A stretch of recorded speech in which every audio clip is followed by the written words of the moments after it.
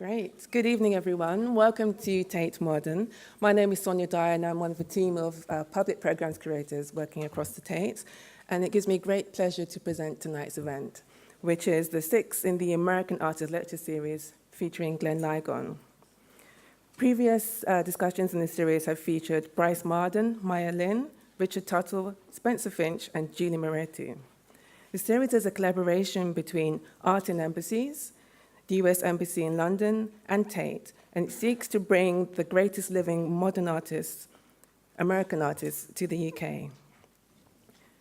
Before we begin, just a few acknowledgements to thank the people who made tonight possible. Firstly, we'd like to thank Matthew Barzan, the US Ambassador to the United Kingdom, and his wife, Brooke Barzan. Thanks to Virginia Shaw, Chief Curator at the US Department of State, Office of Art in Embassies, and to curator Velmut Landstra from Art in Embassies. The series was initiated by Marjorie Sussman, the wife of the former US Ambassador to the UK, Louis B. Sussman. Now, I'm sure we are all familiar with Glenn Ligon's work. He's one of America's leading contemporary artists, perhaps best known for his now landmark series of paintings in which texts were written in black against white backgrounds. Ligon continues to explore subjects of race, language, desire, sexuality, identity in his work, whilst also utilizing a broad range of media from painting, drawing, print, photography, film, and sculptural installations, including his iconic neon reliefs. Ligon's work is characterized by a sharp examination of American history, culture, and its complex, ever-changing identity. He's also curated and features in the exhibition Encounters and Collision, currently at Nottingham Contemporary and seated transfer to Tate Liverpool, opening on the 30th of June. And if you get the opportunity to go to Nottingham or to Liverpool, I highly recommend it. It's a wonderful show, incredibly intelligently and sympathetically curated with a brilliant catalogue. So tonight's format is a conversation between Glenn Ligon and leading fashion designer, curator, and his great friend, Juris Equation, followed by questions from the audience. We are recording tonight, so we ask that when it comes to the Q&A section, if you could wait for the microphone to reach you, that will allow us to record your questions as well as any answers. Otherwise, it's a bit strange in a recording. We are expecting to have quite a busy house tonight, so you may need to, as we move along, kind of get closer together so we can get a few more people in. But I think that's it for now. It gives me great pleasure to hand over to Virginia Shaw, who will continue with the introductions. Thank you.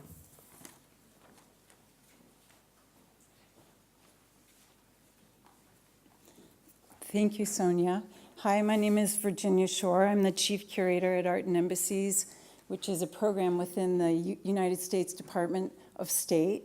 I want to thank everybody for coming tonight and thank the Tate, because this is our sixth in the lecture series, which was supposed to be our final, but we're already working on what the next few lectures are going to be, so we're going to extend the series. It's been really incredible working with the Tate and working with Marco and Anna and everybody here, so thank you.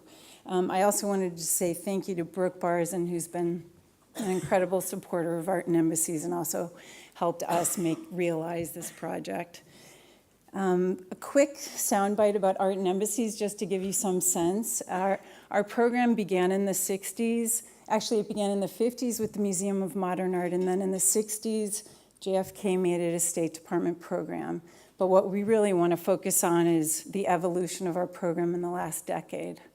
In the last decade, what we've been able to do is go from a loaned program of American art for all the ambassadors' residences to a program about cross-cultural exchange. So our program now, we're on a major building campaign after bombings in North Africa.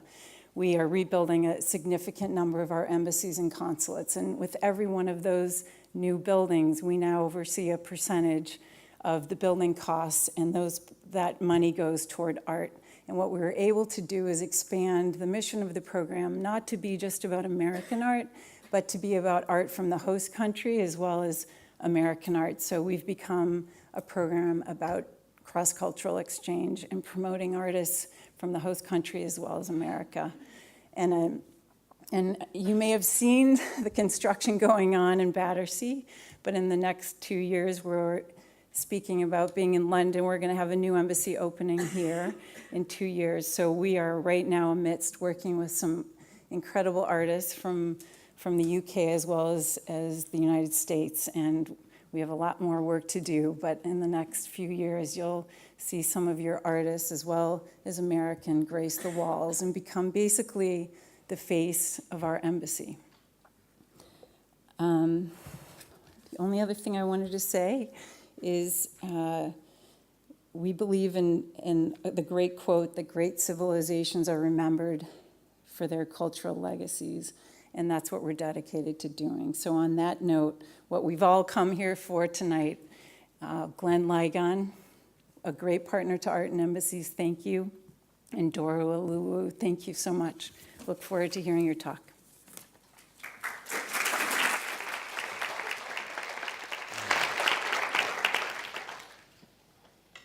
Hi, Glenn. Hi.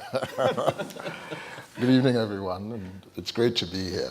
Thank you for doing this, No, Dora. I was is so above and beyond. Yes, but money will do anything, so it's fine. I know we've talked about in the introduction Glenn's body of work, but I think it's important to say once again that his work is represented in some of the greatest museum collections: the Tate, Modern, MoMA, Pompidou, the Whitney, and his retrospective in 2011 at the Whitney traveled to LACMA. His recent show is the curatorial show at the Nottingham Contemporary, but he had a wonderful show at Camden Arts last year. So without further ado, I'm going to start asking Glenn questions a bit about his work and the background of his work over the last 2 decades, but also about something which is very dear to me and which I discovered is very dear to him, which is fabrics and things that inspire him. So Glenn, can you tell us about your artistic practice over the last 2 decades? Well, we have this image of a coal dust painting, which uses a text by James Baldwin, so many people might be familiar with this body of work. And I would say basically my work for the last, oh my God, I'm so old. I was just thinking, the last 20 years, but I have to add a 10 to that, the last 30 years or so, has been a sort of text-based practice in a variety of medium, painting, neon, prints, some film work, but all sort of centered around sort of text in some way or the other. So this was an important series to me because, one, because of Baldwin's and his writings, but two, it was sort of, it's been an ongoing investigation. There's this series of paintings has continued for a number of years. And so, and it's led to other ways of thinking about text. So maybe if we could have the next image. Thank you. This is from the Come Out series. Come Out series, exactly. And this actually had a sort of strange genesis. I was working with a group of students from the University of Pennsylvania who were doing a course, a curatorial course, and the curatorial course is organized around picking one artist and studying their work and doing an exhibition at the ICA Philadelphia. And they approached me to do this, and I thought, okay, sure. But what are you going to talk about for a whole semester? But they somehow thought there was enough to talk about for a whole semester. And they did a studio visit, and, the sort of lull at the end of a studio visit where you're kind of like not sure what to ask anymore. And someone asked, well, what are you listening to? And I said, I've been really thinking about Steve Reich again, and I've been listening to this composition from 1966 called Come Out. Could you explain who Steve Reich is? Steve Reich, minimalist composer, though he hates that word.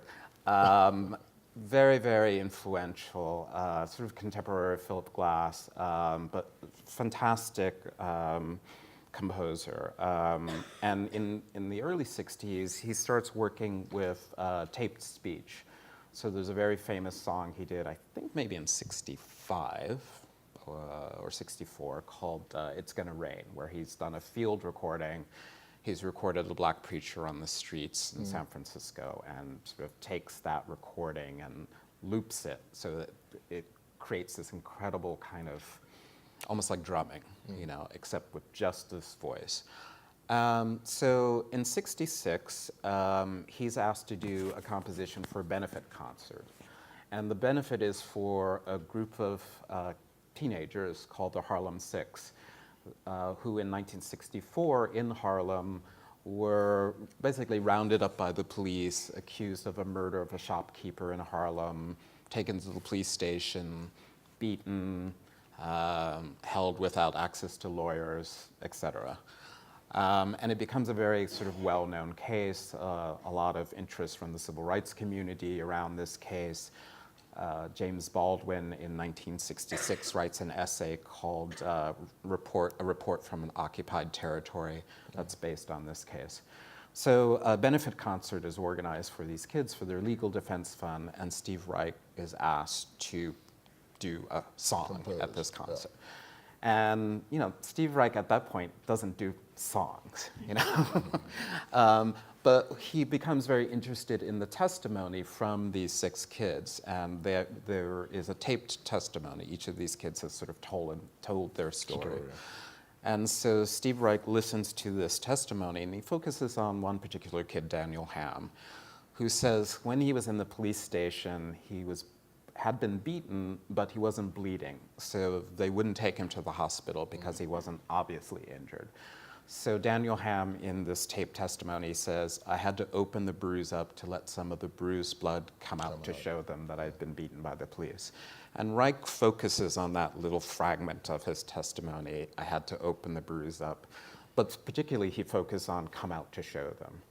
And he puts that come out to show them on 2 tape loops and sort of lets them run simultaneously, but they're running on tape recorders, it's analog, and the tape recorders run at slightly different speeds, and the sound sort of goes out of sync. It starts in sync and then goes out of sync. And then he doubles that, so there are 4 voices going, and he doubles that, and there are 8. So, and because all the voices are going out of sync, this very clear sentence, come out to show them, that's being repeated, starts to overlap and turn into a kind of abstraction. So, a long explanation to say, when these students asked me what I was listening to, I said I was listening to this. And most of them hadn't heard it before, so I played it for them. And then when I was thinking about it, I thought, oh, this is so interesting. This is a voice from a particular sort of charged moment in American history, a particular sort of, moment in our social history or political history, African-American voice, taken by repetition to abstraction. That's my work. Yeah. All of my early paintings are about that. But it had never occurred to me to use a composition like that as the basis of work. Oh, right. And so that sort of launched that ship, So basically I decided to do these as silk screens instead of using oil stick and coal dust, which was the earlier painting. And just making silk screens and doing a very simple thing where I take text and use one silk screen that has justified text, the margins are even on both sides, and one silk screen that had left justified text, so the margins are ragged on one side, and just screening them over top of one another. And by that kind of process of screening over and over again and misregistering, and maybe we could have the next painting. Yeah, we can have the next painting. This is, if I may point out, one of these works is actually part of the recent Tate acquisition. The work on the right. Right. But this was a view of the show at Thomas Dane Gallery, and this was the first here in London. It was the first iteration of these paintings, and they're 20 feet long, and so there are a lot of things going on in these paintings. One is the idea of using this repetition, silkscreen, moving away in some ways from handmade oil stick paintings, which I had been doing. The other was the size of these are the biggest paintings I had made, and it was really important to me in terms of the size to sort of surround, in a weird way, like the wall of sound. I was thinking about, this sort of term from, sort of music produce, and about this sort of wave of sound that comes over you and fills a space. I was thinking about that, but also I'm thinking about how do you talk about repetition and duration and sort of point to music, and part of that is the scale of these paintings, you know. And the one in the back is very, very dense, and it's just been silkscreened many, many times, and so it goes to black. Maybe we could have the next. The close-up, yeah. And this is a close-up of the surface of one of the paintings. And you can see that it's a very handmade process. Silkscreen is sort of semi-mechanical, but you know, I was there when all these paintings were made. This one actually was very funny because they misregistered the screen, so that's why it's not quite straight. You know, if you see those two lines, they don't quite match up. And they're like, oh, well, that's a mistake, but on the next pass, we can fix that. We'll cover that over, and you won't see it. And I thought, like the mistake, you know? So a lot of my process is about sort of going with the mistake of something. And that was interesting to think about in relationship to Steve Reich, because when he first started using these sort of taped speech things, realizing that the machines would go out of sync was a mistake. But it worked. But he understood it as something that could generate some really interesting possibilities. Could we have the next? Anyway? Can I just ask, what do you think that this new process has lent to the visual density of your work, which I think has changed as a result? Well, you know, what's interesting about it is that density in my work was always about impasto, about building up layers. And this is about building up layers too, except these are very flat surfaces. So the building up of layers that happens is by the sort of density of layering this silkscreen ink, you know, image, text over one another. But the surfaces are quite flat, you know. And it was a kind of revelation to me to think about, you know, kind of visual density in that way, where it wasn't about the sort of, you know, impasto of the surface, about building up. And the impasto of the surface of the coal dust paintings was about using Baldwin's text and, you know, the density of his words and having a kind of correspondence between the density of the text and the density of his speaking style, writing style.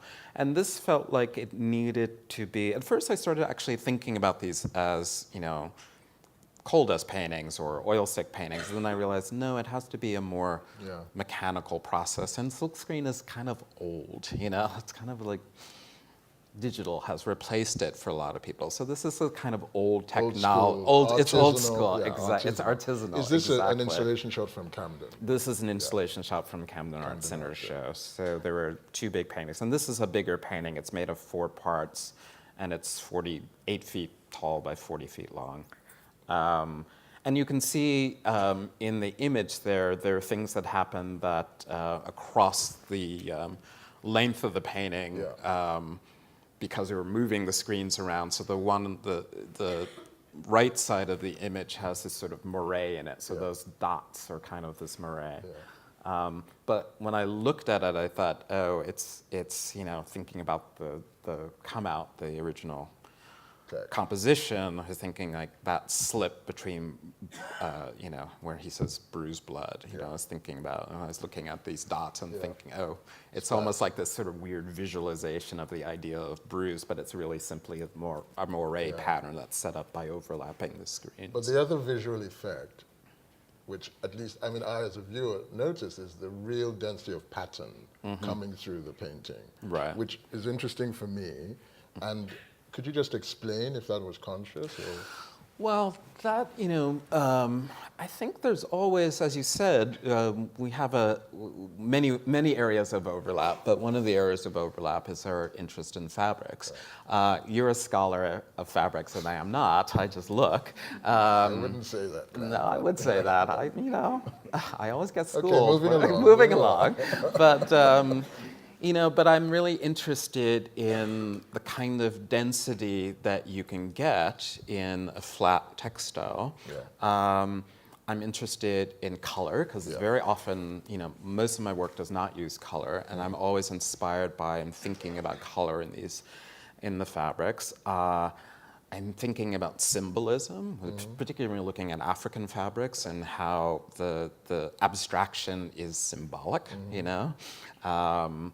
because I always feel like I don't make abstract paintings. I make paintings that have texts that go towards abstraction. But more antique, mid-20th, early to mid-20th century. Right, Yeah. right. But also this kind of repetition Yeah. too. You know, fabric patterns are about a kind of repetition, and Yeah. a lot of my work is about a kind of repetition. Maybe we have the next. next I don't image. remember what's up. And it's interesting because in using silk screens to make a pattern, you do have to get to this point where there's a repeat, but an invisible repeat. Right. So in your case, the repeat is is obvious, but that's part of the visual impact you want. Right. This is a Yoruba textile, indigo textile, all with significant patterns on it, patterns that signify various things. And it's about early 20th century indigo from Abeokuta, a certain part that really mastered the art of this textile. And it's interesting because there's a Japanese comparison, but it's very interesting how that works. Could you tell us what you found useful or inspiring in a textile like this? Well, first that it's handmade, and there's an embrace of difference. There are motifs that repeat in there, certainly, like that sort of sun starburst. Yeah. But each panel is different, Yeah. and that's kind of the way I work too. Yeah. Even when I'm working with Silkscreen, it's the same screen, but the pressure changes when you're printing it. It misregisters. So each, you can see every 2 by 4 foot silkscreen panel, but the one next to it is going to be different, And I sort of embrace that kind of difference in the work. That makes it sort of visually exciting. And also, I just love the way there's a grid, but it's funky, It doesn't quite all line up. And that kind of embracing of sort of the imperfect, the accidental, the improvisational. Yeah, exactly. Can we see the next the next. image? That's another one. Yeah. And maybe the next image, this is a variation. This is woven, the other one is more, it's printed, hand blocked. This is woven ashoke fabric, Yoruba again, silk and cotton, mid-20th. The thing about this fabric is it's actually woven by hand, usually by women, on a very narrow loom, and then the strips are later sewn together by hand. Right. Did that process, were you aware of this, and did that sort of... that's what I was thinking about in terms of the come out paintings. Originally, I was going to do this, like literally make 2 by 4 foot sections, strips, and then put them together. And I thought that was too hard in a way, just technically. How? Technically. I couldn't figure out quite how to do it. But also, I thought, well, Steve Reich is about these, taking two voices, doubling. So these paintings that I was making that have these sort of 4 rows of the text were kind of like this idea, So they're 4 strips, but they get joined together. I was looking very carefefully at these. So there's other work coming that's, sort of trying to develop this idea. But the other thing is, sorry if I'm butting in, but the other thing is, most of these textiles were made to be worn. Right. So you get an element of movement in real life, or in contemporary life, or even at the time. You are creating canvases that are static and contained. How do you achieve the same sort of layered jacquard effect and get that contained movement in your canvases? Well, I'm flattered that you say that. Why are you flattered? It's true. Okay, but it's not something that I was thinking about consciously, because often the way that I saw these fabrics were as flat textiles or museum displays. You wouldn't see them necessarily worn. as worn, exactly. But it was really interesting to me, in terms of what we talked before about imperfections, that sort of gives a sense of movement in these silk screens for me. Can we see some others that just, again, this Ewe fabric, Cameroon, this is probably late 50s. Again, you see the inconsistencies, and there's another one that's after this, which is more gridded, but again, that sort of perfect imperfection. Right. What I loved in this fabric is the color choices create this pattern, but they're not, you can't figure out a system. No. It really feels like... Instinct. Yeah, it's instinct. But how do you sustain that over... This is very large textile, you know? And so the genius of putting these strips together to create this overall sense of it's one piece of fabric is kind of amazing to me. It's something that I was thinking about in terms of And do you think it has to making do with the paintings. reason for creating this fabric? Do you think that adds to the intensity of the work and the artisanal skills involved? I mean, this could be toile de Jouy or an English tapestry. It is of that quality. But most of these things were made for a reason, ceremonial or to signify something. How does that play into your work? Obviously, we know the background to your painting you just talked about, but is that always a consideration? Not in that strict sense. I know what you mean in terms of like, you know, different fabrics had different functions. You know, a certain fabric was made for, as you say, a ceremonial function, certain fabric was more everyday. You know, there are different traditions depending on the country. So I was looking at that, and I don't know if I could necessarily have a direct translation between that intentionality and paintings. But maybe as the work goes on, you know, maybe as, you know, because I think the work that's coming engages more directly with these fabrics. I'm not sure exactly how yet, you know, but it's percolating. It's coming. Does it allow for patience? Is it necessary to be a patient artist when you're working, when you're thinking about these things and executing the work? Well, yeah, because I think, you know, for me, I've been thinking about African fabrics for a long time, but the work nobody looking at my work would think that, you know. And so it's just about letting something percolate for as long as it needs to percolate. And when the Steve Reich came along, I thought, oh, this is a sort of strange tangential way to get into this more deeply. But, you know, if you think about Reich, his interest in African drumming, he studied in Africa, there's that, you know, but also this sort of notion of patterning in music in general, you know, that classical has a kind of correspondence between these kinds of textiles. Can we see the next, please?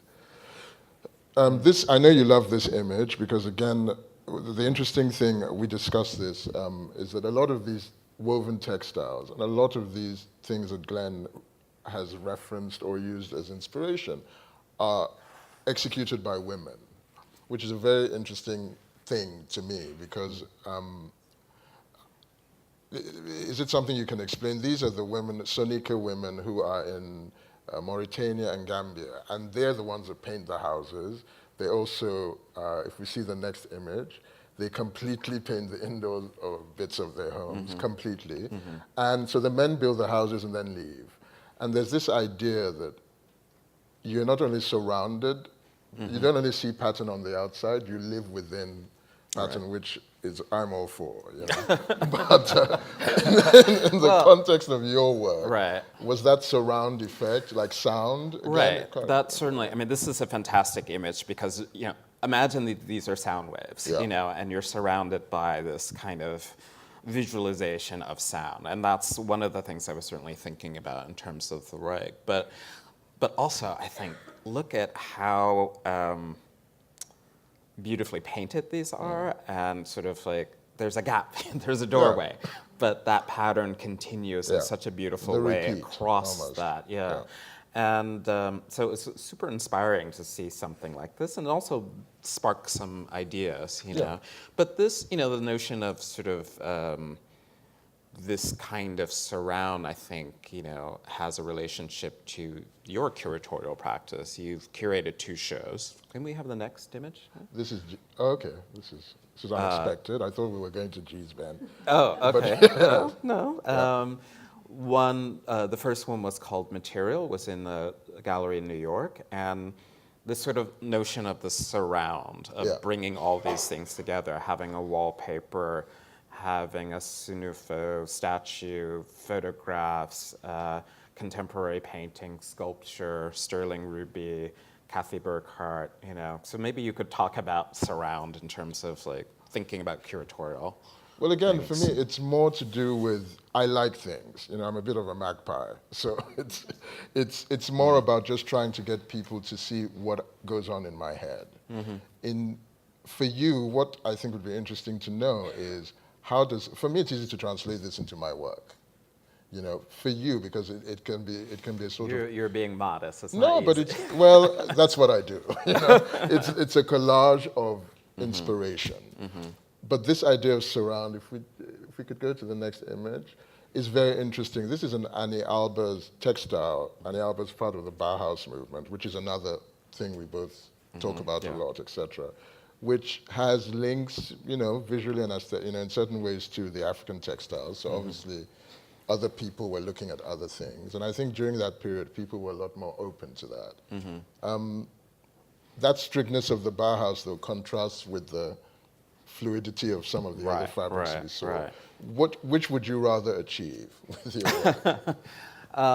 Well, I think a bit of both. You know, I'm working within, you know, a tradition of painting that has some of its roots in this kind of material, you know, sort of thinking about it. But I also am quite interested in, like, you know, other traditions that sort of, and mixing them together. I mean, that's, you know, why I wanted to show an image of the curatorial projects you did, because I was very inspired when I saw that show and the show you curated after that by your ability to mix together, not only in the curatorial work, but in your clothing, things from very different, supposedly disparate, you know, traditions. And so and it was a sort of revelation for me, and it was part of the inspiration for the show I did at Nottingham. Because I think, you know, you as a designer, me as an artist, we have a kind of, you know, virtual museum in our heads where things are very close together. Homes, Glenn, or in our homes, where things are very close together, you know. But how do you manifest that, you know? And I think you manifest that in the clothing, but also in the curatorial projects. And my show in Nottingham manifested that in the museum space. Having said that, though, with clothing, like I said earlier, the movement aspect helps a lot. Can we just see the next images, please? This is G's Bend quilts from Alabama. This is probably 1930s, which again is something you were looking at. Right, a whole group still going of quilters in a very rural, poor community in Alabama. So these are practical objects, you know, they were, you know. Scraps. But what a feast of scraps, in a way, you know, like just thinking compositionally about how these things are put together. And these are not people that were looking at contemporary art, they're not going to museums, they're not looking at abstractions, you know, so they're fantastic images when you see, you know, sort of older photographs from 70s of people going to G's Bend and looking at these quilts, and they're hanging on clotheslines. They were used, you know, but it's kind of like the best, you know, compositions. And, the most amazing compositions. And I know these are things that you were looking at. These things are I've certainly looked at. Can we? And I think we can look at the next one. Next slide. Okay. We're only using this Glenn insisted to illustrate the collage aspect. Right. Because in the earlier ones, in the early images, we were really talking about the woven aspect. And with my work, I do a lot of collaging of fabrics. Some of my prints, some old antique prints mixed in, European and couture fabrics, etc. Can we go to the next image, please? This is another G's Bend, which you like, which you're very fond of. Because of those big elements, you know, those repeating squares, but then they're all off-center, they're all unique, you know. There's an incredible kind of sense of improvisation too. I mean, we haven't talked about music, and we could have organized this. Talk, I know that's another talk. So next year, when I'm back doing American lectures for the Tate Part 2, we can talk. We can just focus on music. But there's a musical element to this, right? Right. Can we have the next? Another one of Juris Equation, and it's sort of mix of fabrics. And then material, the second show that Juro did in New York. And again, a big influence on the project I did at Nottingham in terms of like bringing together all of one's influences in the same space. So, Nick Cave sound suit, one of your capes on the right, photography, Laurie Simmons. Cindy Sherman, I think. And Right. Yeah, but again, from my point of view, I felt freer to do this because I'm a designer, so no one could accuse me of curating or placing things so close together or doing it wrongly. Was there that element of not fear, but were you cautious in your pursuit, your first curatorial debut? Well, I think in some ways, yes, one does have a responsibility to the work, but in some ways, I think I had to get over my inhibitions about how, how these things fit in history, and sort of talk about the show more in terms of how these things fit together in my head. Yeah. So, my idealized version of the show at Nottingham would literally be all the work was touching, because that's what they feel like in my head. David Hammons is juxtaposed with Bruce Nauman. Bruce or, Nauman, which you is know, juxtaposed with Boetti, Boetti, and yeah. these things sort of, the title of the show is Encounters and Collisions. So it's about this kind of butting heads, and so it would have been fantastic to literalize that, not possible in a museum setting, because of various, lenders and things that don't let you put their things next to other things. Which leads us, which leads us nicely into what I Right, so think this is is- an amazing show. Right, really, it's super. I mean, if anyone hasn't seen the show Nottingham, you really should. It's a real feast for the eyes and for the soul, and it is a very humble, I think, as an artist of your stature, very humbling experience, because you respect the work of these great artists. Some of your work is in this show, sitting alongside a lot of these great artists, Boetti, Warhol, Beaufort Delaney, Nauman, Linetti Adam-Wake. I mean, people who would normally probably never be curated together. And that's one of the things, this Boetti tapestry is the title of the show, Encounters and Collisions. And Boetti, I think, was an important figure for me. There was a fantastic show here at the Tate A couple of years ago. years Amazing ago show, that Mark Goffrey did. Yeah, amazing But Boetti was really interesting to me because he set up systems and then let people operate in those systems. So there was always this kind of sense of chance things could happen. The weavers who did these could choose the Kabul, color. Could we have the next image maybe? So the Boetti map there, the story, unless I'm getting it wrong, I think is that the weavers who did that map had never really thought about, had never thought about the color of the sea. No. They had pink thread, so they used pink, thread. instead And can of we blue. say where this was all done? It was done in Kabul, which Alejandro Boetti would visit. He even had a hotel there at one point. Right. And he would literally allow the weavers he would guide, show them the outlay, but they would be allowed to choose a lot of the So Boetti colours was and- important in terms of the show, but of this sort of notion of you go someplace, you have an idea for something, and then you collaborate together, with someone. Things come together, and they come together in unexpected ways. And so the show was really about saying, okay, these are all the influences I've had. Yeah. Looking at this room, there's a Katie Nolan on the floor. Can we go back, sorry. Once? just- Katie Nolan on the floor, a piece that's based on, what's her name? Patty Hearst. Patty Hearst. There's a Richard Serra drawing. There's Felix Gonzalez The Torres, suite, Candiesville, USA Today, the Boetti map on Kawara. Can we have the next one? And then just going, can we have the next? Thanks. And then sort of going around the room, a David Hammons body print. Can we have the next image? And then My American Neon from the Tate. Joseph Boy's I Like America, America Likes Me on the monitor with the poster that was done in '74 for that piece. So it was about sort of putting all these things that are in my head together in the physical space. But we had to organize them around categories to make them make sense in some ways for a viewer. So it wasn't just a nice group show with all these things in it that had no sort of underlying logic. And how, can we see the next image? Because I think it's important. How, for example, do you think a lot of these, there's a certain harmony in the rooms, which is very hard to achieve when you have such disparate work. How did you achieve that? This is one of your early door paintings. Right. And a Robert Morris. Robert Morris, Morris the felt piece, and the piece. Robert Gober, the little Yeah. drain piece in the piece, wall, and leading into a room with Steve McQueen's bear.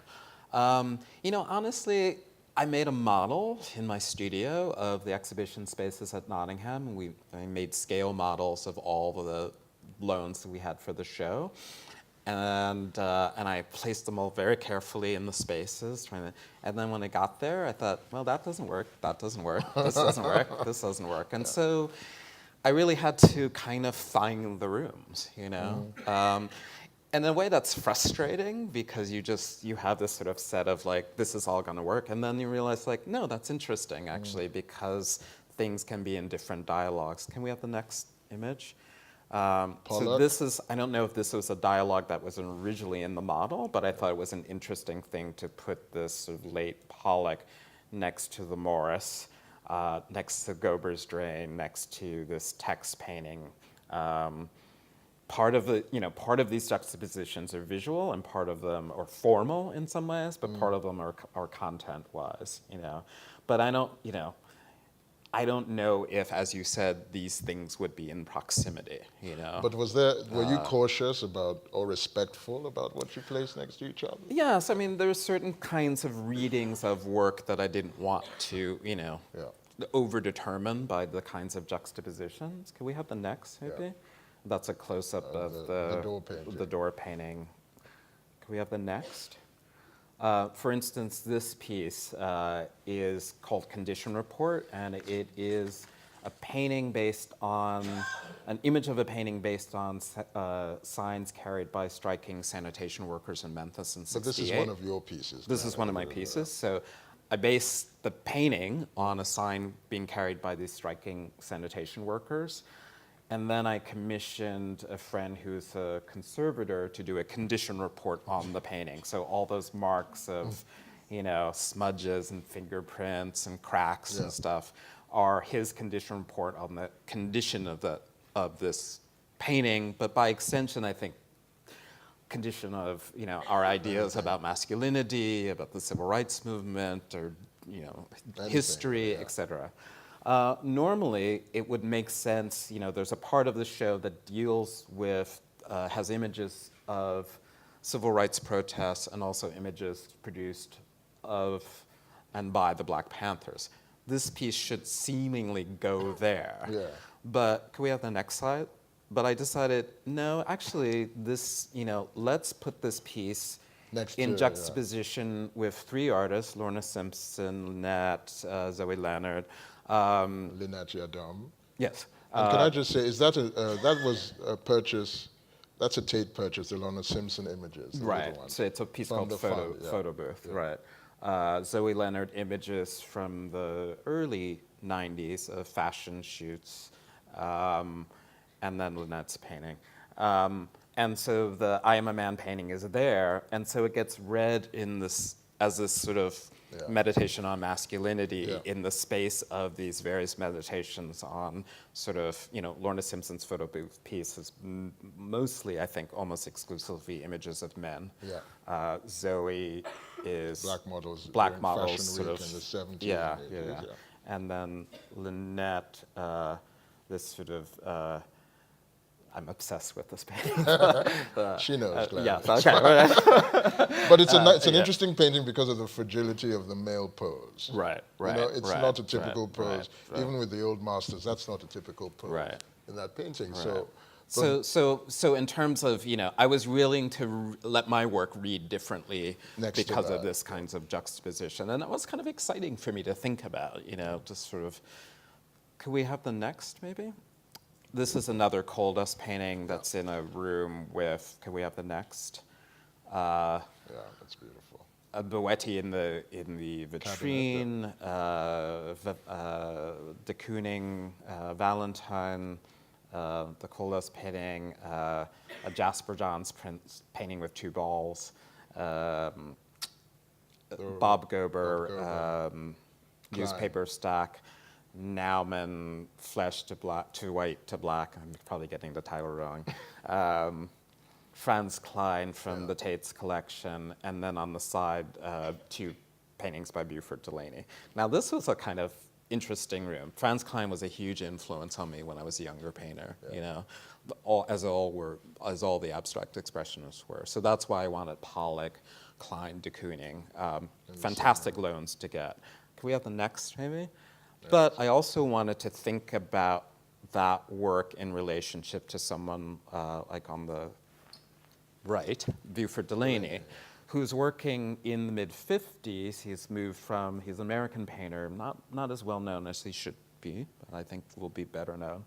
Black American painter, moves to Paris in the 50s, very, friends with all the sort of American modernists, but also friends with, when he moves to Paris, Jean Genet, Baldwin, Stein, he's kind of, he's a seminal figure. So the painting, can we have the next? The 2 paintings I have in the show, on the left, a painting from the mid-50s of James Baldwin, and on the right, a yellow abstraction from the same period. And I sort of wanted to put him next to Klein, because you would never see him next to Klein, even though, the time periods are similar. But also to say that, Delaney had to leave America. America was not a nice place in the 1850s for an African-American artist. Well, in the 1950s, for not a happy time for our people right then. So he leaves and goes to Paris to have a sort of autonomy, a sort of freedom.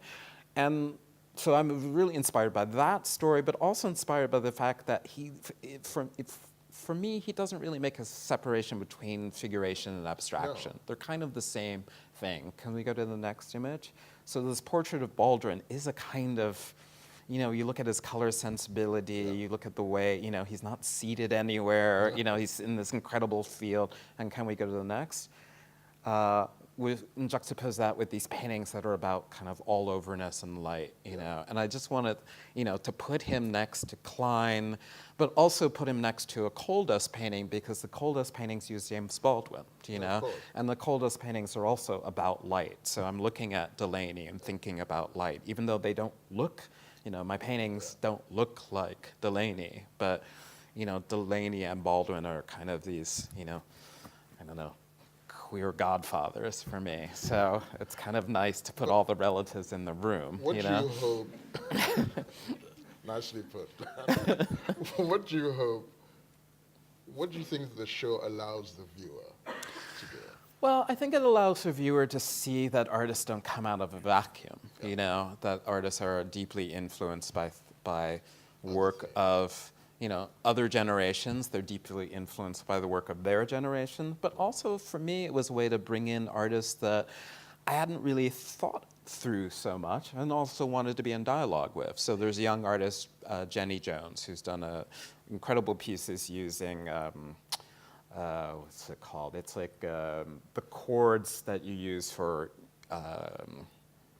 headphones, those thick black cords as sculptural elements. And Jenny's is an artist that I've come to fairly recently, but I thought, if I want to think more about her work, let me put it in this show, because that allows me to think more about her work. It triggers something. Yeah, it triggers something. Similarly, the Robert Morris, not an artist that I really thought through in relationship to my practice, but just thinking about his work and the sort of like sculptural things on the wall. I thought this is very, in some ways, related to my neon work, which is always for me about trying to make sculpture. They felt like neons on the wall, and I kind of like, that's the only way I could approach it. Oh, it's text. It's not sculpture. But I let the transformers for the neon always be present, so I've sort of like, it moves it towards this three-dimensionality, towards a sculptural thing. And in Camden, you had color in the neons as well, which was interesting. Right. So sort of thinking about Morris was a way to kind of think more about this sort of notion of like things that are attached to this, wall, but also come out into space. So just to give people an opportunity to ask questions, what would you like to get from the kind of things you take into consideration when you're working on pieces or things that are around you, textiles like we've learned, work by other artists you respect. What is in the end, is it to inform what you're trying to communicate, or is it to inform your technique? What's the... Well, I guess it's about trying to be a better artist, really. Trying to see what has been said and see how I can, move from there, move in a different direction, or incorporate, those ideas into the work, or think more clearly about them through sort of thinking more clearly about other people's work.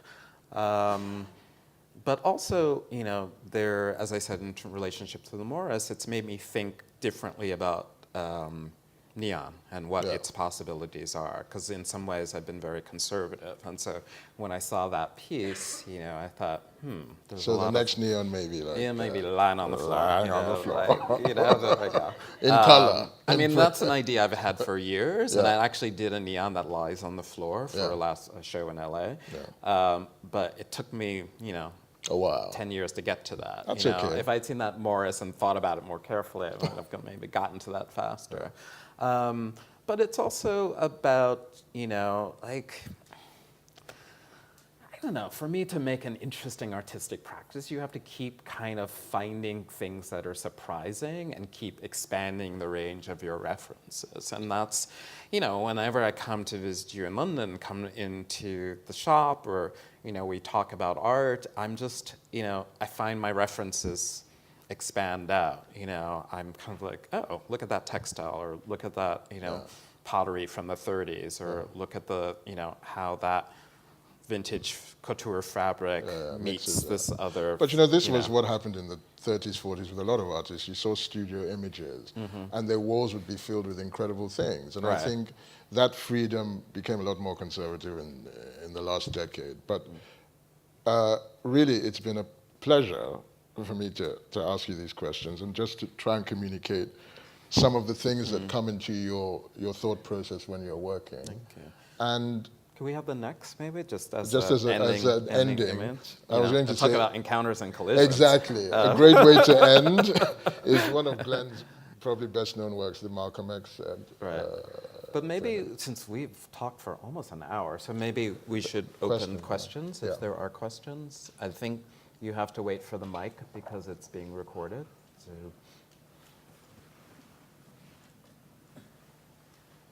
There's one in the back over there. Okay, it's done? Cool. I was wondering about, because you're using texts that aren't your own, where do you see the role as yourself? Are you almost like a translator in changing the medium, or are you sort of taking a new ownership of it? Well, sometimes, I said once that I think of it as like the movie adaptation of a book. It's based on something, but it's something else. A text in a painting is not the text in a book, But I think text allows that kind of rereading, I did a piece recently that had lots of quotes from Walt Whitman's Leaves of Grass, and a lot of anxiety because they were from all over the book, And I was talking to Greg Bordowitz, who has fantastic essay in the catalog for Nottingham about this sense of my responsibility to this text, because I was using quotes from all over the book, and they're not, people will think they're one after the other in the book, but they're not. And he's saying Walt Whitman is the poet most amenable to fragmentation. Like the mix and match, the slice, and Walt Whitman was a poet that revised his own work from edition to edition. And so I think it's, for me, I think there are lots of different approaches to text. So I feel like text is material in the world to be played with and manipulated and changed, as long as I do have a sense of responsibility to the meaning of the text, but in a way, a sort of sense of kind of trying to convey the meaning of the text is what the paintings are about. For instance, the coal dust paintings for me, the density and the abstraction in those paintings is about the density of the thoughts that Baldwin is trying to express about his relationship to European culture, his relationship to Black American culture, colonialism, dense, weighty subjects. And it seemed to me that the paintings try to, the difficulty of those paintings, the parts where they go illegible versus the parts that they're legible, is about the difficulty of trying to convey these ideas that in his essays kind of escape talking about. They're just things that are too hard to talk about. You know, language kind of fails. That's one of the things that I like about Baldwin, is that in some of the essays he acknowledges, like, I'm trying very hard to explain things that are very difficult, but language kind of fails at moments. Things can't be expressed, you know. And so the paintings are, you know, if you want to read the essay, it's there in Baldwin, but my paintings are doing something different with the text.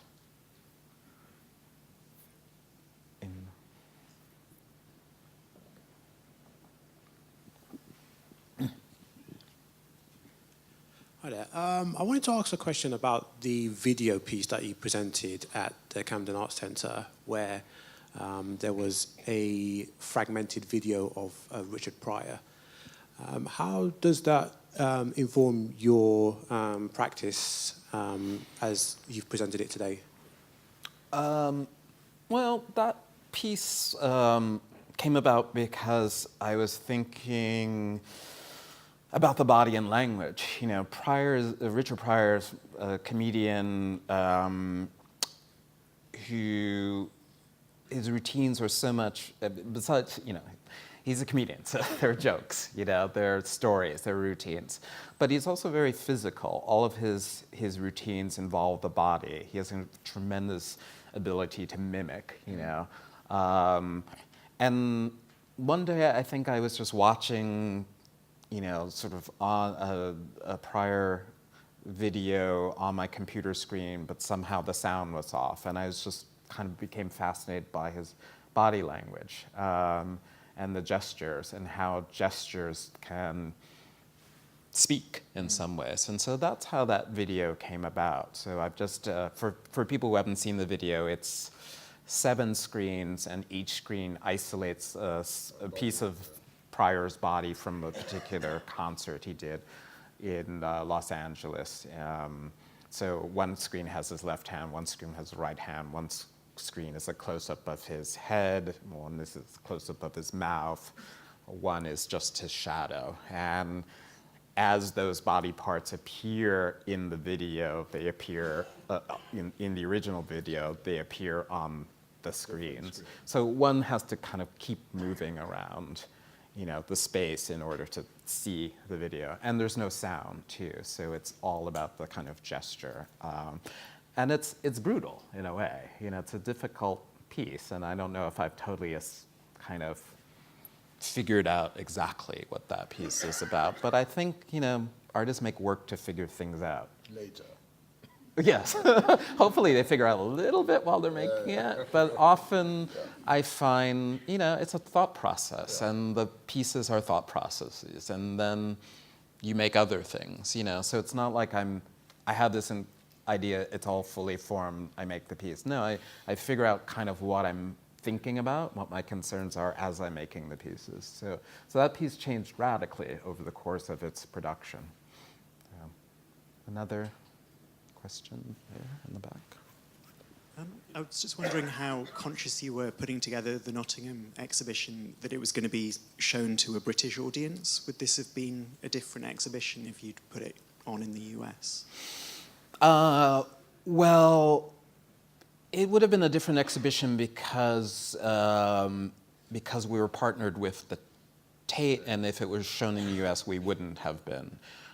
So the loans that we got from the Tate collection, we got fantastic things, which would have been very hard to get had we not had that partnership. So in some ways, you know, I wanted a Klein. There's a fantastic one here, you know. I wanted a Pollock, there's a fantastic, you know, like things happen because of this partnership. So the shows certainly, the artists may have been pretty much the same. The loans would have been different, but I think the loans being different would have changed the character of the show. How do you think? Well, because, it was really important for me. There are a couple of ways that the show is organized. One is around the work of artists when I first encountered them. So Steve McQueen's Bear is in the exhibition, and Steve and I were in a show together very early on when that piece was, I think, the first showing of that piece. And that had a profound influence on me. I mean, that piece I thought was an amazing piece. But, before it even went up, I thought, who is this guy who has him polishing the floors in that room 15 times? And then the piece came on, was installed, and I thought, I get it, brilliant. The video's reflected in the floor. Brilliant, brilliant. So, but I could have chosen a later Steve piece. But it was important for me for some of the choices of the show, to have work from the moment I first encountered, a particular artist's work. Same with Zoe Leonard, those fashion photographs that we showed in the exhibition, in the images in the exhibition. That's when I first encountered her work, and it was at a kind of crucial moment for me when I was thinking about sort of the politics of representation, photographic representation, in relationship to a particular piece.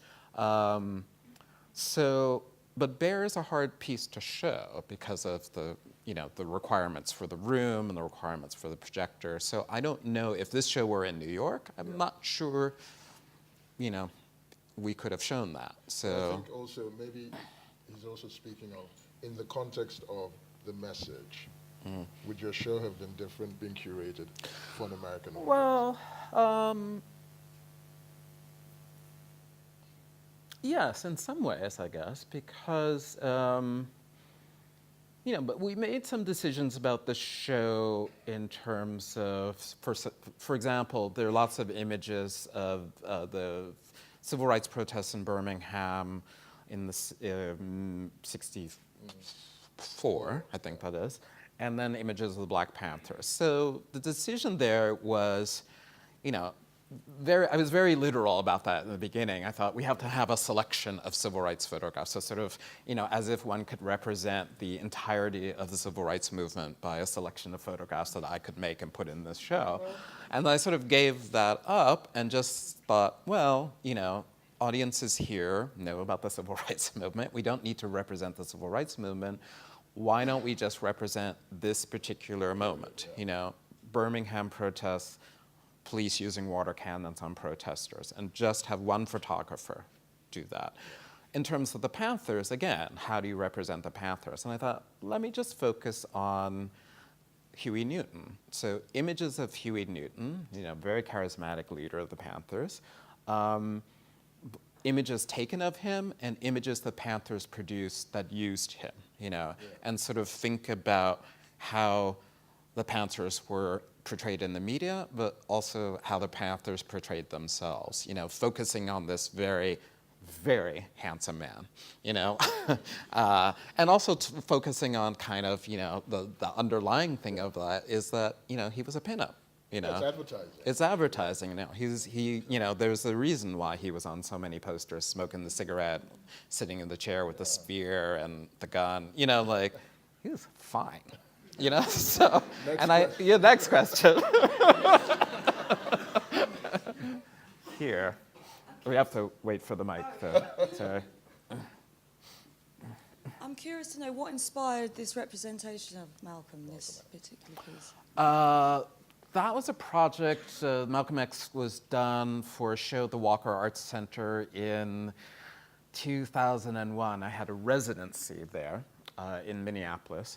And the mandate around the residency was to work with communities within a 3-mile radius of the building. And the Walker, Minneapolis has people from all over the world have come there, some as refugees, a lot of it's a very welcoming city to people that have sort of flee difficult situations around the world. But I chose to sort of think about communities not in terms of ethnic groups, say, go work with Cambodian people or go, I chose to think of community in terms of age groups. So I thought, I want to work with kids, whoever they are. And I decided to do this project using these coloring books that I found in an archive in New York, part of the New York Public Library. And the images are coloring books that were done in the late 60s, early 70s, created by black educators who recognized that in the public schools, the sort of like, government schools, Black history isn't being taught in a systematic way. People aren't being taught, kids aren't being taught about Martin Luther King or Harriet Tubman or Frederick Douglass or Malcolm X. And so they create these coloring books as a way to sort of normalize these images of black heroes, basically. So the coloring books have these images of, a little boy swinging on a tire or someone combing their hair next to an image like Malcolm X. And so I take these images and I do these workshops with 3 and 4 and 5-year-olds who sort of like the age that these coloring books were pitched to, and I give them to them and let them color on them. And then I made an exhibition based on how these kids have colored these images. So this is the most problematic image, So you can imagine, I get back, I'm doing these workshops and I'm gathering up the drawings at the end, and I was like, that's an amazing image, But I realize it's also like, in some ways, like, there's always this kind of an image of the father being feminized. Kids love to do that. And this kid, 4 years old, 5 years old, he doesn't, as much as I can tell them about Malcolm X, it's just an image to color. So I thought what was interesting about it is that the political social agenda behind the images is subverted by the kids that they're sort of pitched to, That, but also I think this image is about how, images and icons change over time.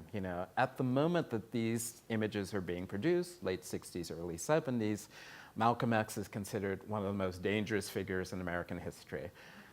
Now you can go to the post office and buy a stamp with his image on it. So it just tells you how icons and iconicity, the meaning of images like this change over time. And so that project was about sort of like this, lots of things, this gulf between my adult knowledge of what this image means, the importance of Malcolm X as an icon, the kids sort of disconnect with that image, but also I think larger sense of like how icons get made and remade over generations.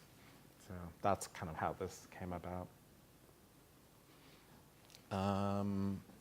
Maybe one question here, and then we should. You don't round up your talk. Oh, what? The audience rounds up the talk. If you had to create another show of things that influence you, but you weren't allowed to include artworks, what would be in it? Well, I think I would take a page from Juris' book. There would be more textile work in it. Like who, for example?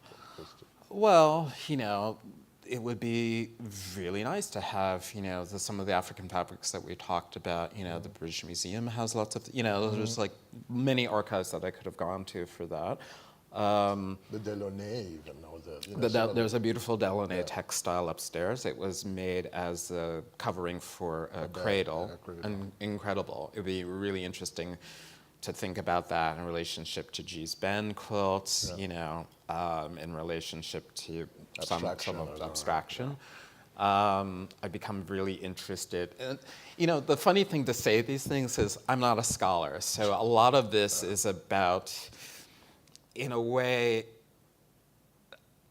giving myself license to be a little bit ignorant of the history of all these things so that I can do some things with them, And I think I sort of give myself a license as an artist to just remain a little ignorant and to go with the instinct about what draws me to the piece rather than read giant books about the history of this, Like a child. Basically. Yeah, like a child, exactly. No, but I think it's that, great. That you have to, in some ways, for me, you have to follow your instincts first, and then you do the research, But it's the instinctual draw to the thing for me that's the most powerful. That's how all the text in my paintings comes about, is this kind of like, why is this still in my head? You know, Steve Reich, I've listened to this for 20 years. Why is this still important? Why is this still in my head? Let me do something with this, you know?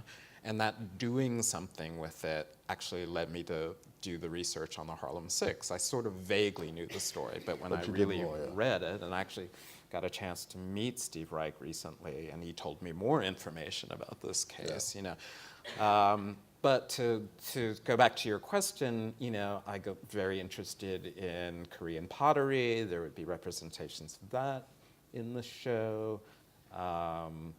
There was a fantastic book I read that was called maybe Pictures of Sound, and it's basically a compendium of early ways that people visualized sound. So, you know, scrolls that were blackened with soot, and then Neil's recording sound as it, you know, as it was being played, and sort of these long strips where you're sort of literally recording sound, you know, and those would be in the show too. So there are lots of other things, you know. But I'm still like kind of interested in this idea of making a show where things touch. No museum is not going to let you do that. No, the insurance won't let you do that. The insurance alone, you know, but anyway. So yeah, but I would expand it'd be really interesting to do another kind of project like this that expanded into more sort of objects that don't come from the art world. The institutional art world. Yeah.